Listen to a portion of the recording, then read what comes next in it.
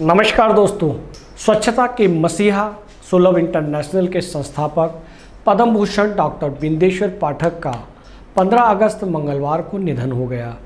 बिंदेश्वर पाठक वो शख्स थे जिन्होंने लाखों लोगों को मैला ढोने की मजबूरी से आज़ाद किया, देश को सार्वजनिक शौचालयों का तंत्र बना दिया, अमेरिका के आग्रह पर उसकी सेना को खास तरह के शौचालय दिए। सुलभ इंटरनेशनल के संस्थापक और पद्म भूषण पुरस्कार प्राप्त सामाजिक कार्यकर्ता बिंदेश्वर पाठक 80 साल के थे। सुलभ इंटरनेशनल के ऑफिस में तिरंगा फहराने के बाद उन्होंने बेचैनी की शिकायत की थी। तबीयत बिगड़ी तो दिल्ली के एम्स ले जाया गया, जहां दोपहर करीब 2 बजे उन्होंने आखिरी सांस ली। मृत्यु की वजह दिल का दौरा पड़ना बताया गया। बिंदेश्वर पाठक के निधन पर प्रधानमंत्री नरेंद्र मोदी, राष्ट्रपति द्रौपदी मुर्मू सहित देश के तमाम लोगों ने अफसोस जताया। पीएम मोदी ने ट्वीट कर लिखा कि बिंदेश्वर पाठक का निधन देश के लिए बड़ी क्षति है।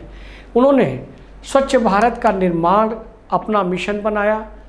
उनसे बातचीत के दौरान स्वच्छता के लिए उनका जुनून हमेशा दिखता था। तो आज आपको इन्हीं बिंदेश्वर पाठक की कहानी बताते हैं।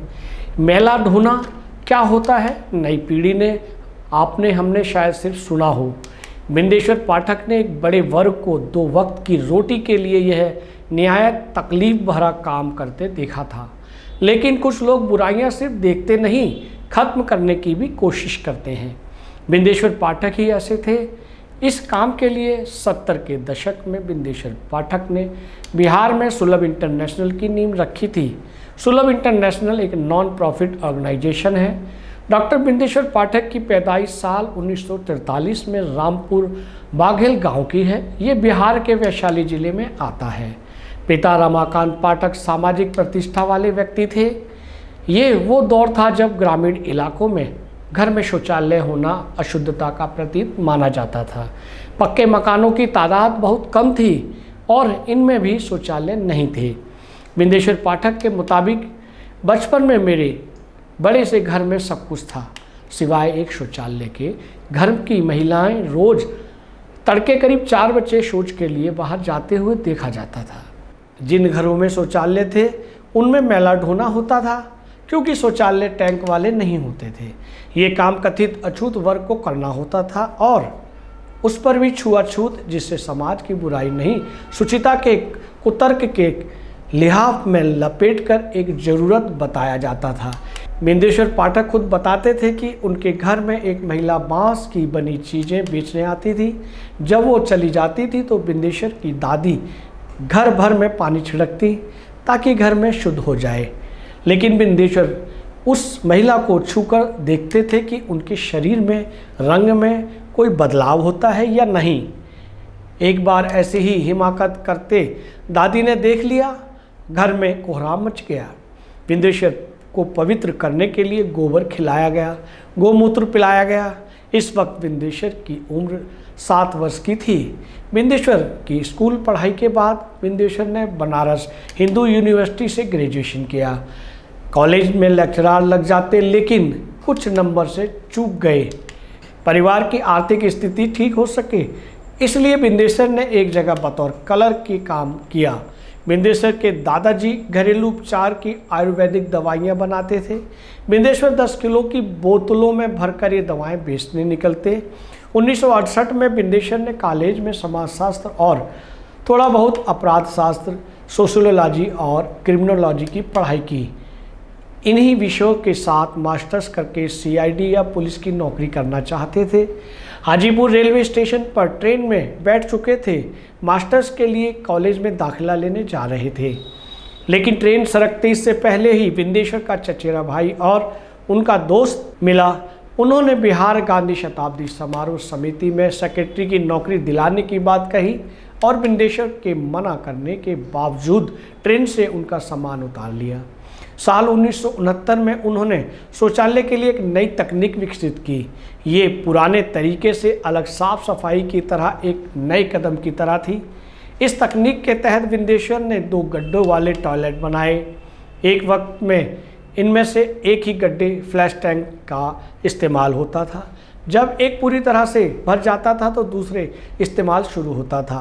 और 2 साल में पहले गड्ढे का कचरा खाद में बदल जाता था, जिससे खेतों में बतौर खाद इस्तेमाल किया जा सकता था।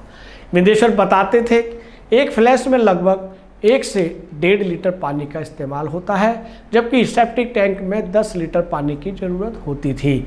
इसके अलावा इस टैंक में कोई गैस पाइपलाइन नहीं है, मीथेन गैस नहीं निकलती है और इस टैंक को बनाना भी आसान है। साल 1970 में बिंदेश्वर ने बिहार में सुलभ इंटरनेशनल सोशल सर्विस ऑर्गेनाइजेशन शुरू किया। शुरुआत में बिंदेश्वर का फ्लैश टॉयलेट वाली तकनीक को बहुत ही प्रोत्साहन नहीं मिला, लेकिन धीरे धीरे लोगों को फ़र्क समझ आया और बड़े पैमाने पर इस तकनीक के टॉयलेट बनाए गए। बिंदेश्वर ने पटना नगर निगम की मदद से देश का पहला पे एंड यूज पब्लिक टॉयलेट शुरू किया। पहले 5 दिन 100 लोगों ने इसका इस्तेमाल शुरू किया। इसके रखरखाव का पैसा जनता से ही इकट्ठा होता था। साल 1980 में उन्होंने मलमूत्र से बायोगैस बनाने का तरीका भी दिया। धीरे धीरे देश में सुलभ शौचालय की स्वीकार्यता हो गई।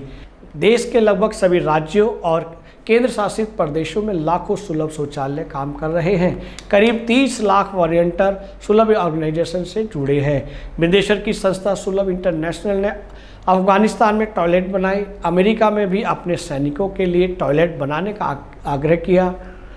साल 2016 में भारतीय रेलवे ने साफ सफाई को लेकर सुलभ के साथ मिलकर काम शुरू किया। बिंदेश्वर को स्वच्छ रेल मिशन का ब्रांड एम्बेसडर नियुक्त किया। बिंदेश्वर को पद्म भूषण के अलावा और भी कई अवार्ड मिले हैं। फ्रांस का legend of planet award, Dubai international award, energy global award आदि। 2016 में न्यूयॉर्क में उनके नाम पर बिंदेश्वर पाठक डे सेलिब्रेट किया गया।